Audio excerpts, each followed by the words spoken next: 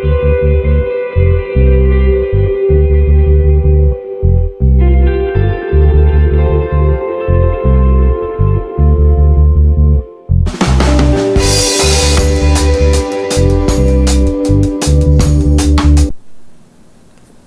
Part 2, Chapter 2, Physical Manifestations, Table Turning. So table turning is when they sit in a seance around the table and hold hands to make the energy or the fluids of the spirit stronger, and that the perispirit and the energy combined also magnetize or energizes the table. The spirit can work through the energy to either make the table turn, or it can make the table lift up and float, and sometimes it makes one of the table legs tap down on the ground instead of just a spirit knocking on the wall to communicate with the people.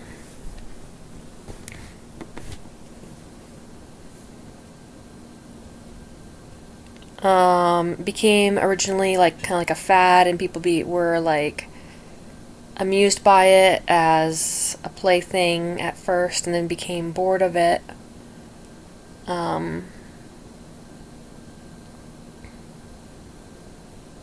But there are deeper implications to spirits in our world, etc.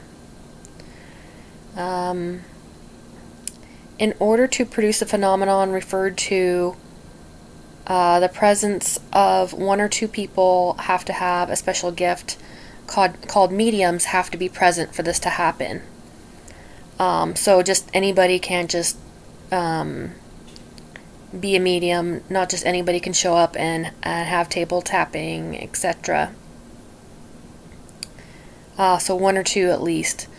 The number of co-cooperators is of no importance, except if there's a good many people, at least some of them will be found to be mediums. With regard to those of the company who are not mediums, their presence is of no use and may even be a hindrance through the qualities of mind or temperament which they bring into the circle. And that's a very important part. Qualities of mind or temperament that you bring into the circle. Because that will attract or deflect the type of spirit that's coming. The qualities of mediums are various. The mediumanic power is sometimes very strong, producing strong marked effects. A single individual who is really a powerful medium can produce more effect alone than possibly 20 others united. If such a one lays their hand on the table even for an instant, it can immediately begin to move, rising up, turning the table completely over, or spinning around with great speed, or performing a variety of irregular or often violent motions. There is no outward indication of a medium or a medium's ability. Experience alone is a true indicator. All that is to be done is for people to sit around a table, placing their hands flat upon the table without pressure or muscular movement. So this is kind of like using a planchette of a Ouija board without putting pressure or pushing on it or sliding on it. At first, when people were ignorant of the cause of the phenomenon, various precautions were thought necessary. For example, the placing of the sexes alternately around the table, so male, female sitting around the table, or the linking together of the pinky fingers of the parties to form an uninterrupted chain. This last condition was thought to be necessary because of the links to join an electric current, or I guess you could say a wire, but now such precautions now seem to be unimportant. All that is really necessary is patience. The phenomenon may occur in a few minutes or require half an hour or an hour for their development, according to the amount of mediumic power in the persons composing the circle. So what I will say now is that in the misas there are certain requirements and ways that we set it up to have a more positive experience and to increase the energy in the room. Certain prayers. We don't necessarily all hold each other's hands, but that can definitely also increase the current or the link as well. But it also is not 100% necessary to do, but you can do it in certain circumstances for example, treating an individual in the center of the circle, or for exorcisms, or to establish a link, say with a client, if you're doing a reading in person, to hold their hand, to get stronger impression, to just make that spiritual contact with them. It's not necessary, but it does help, in my opinion. Also, the male female thing, you can experiment with that. Could or could not make some difference. It's not mandatory again. And then also with the holding the hands, the people would put their right hand over left in the circle. It just has to do with, again, polarity, and again, the right hand side being more positive energy, etc. The form and substance of the table, the presence of metals, jewels, silk, etc., the time of day, the amount of light, etc., are of no importance. The size of the table may be of some moment, but only when the medium's power is insufficient to overcome the material resistance offered by the weight of the table employed.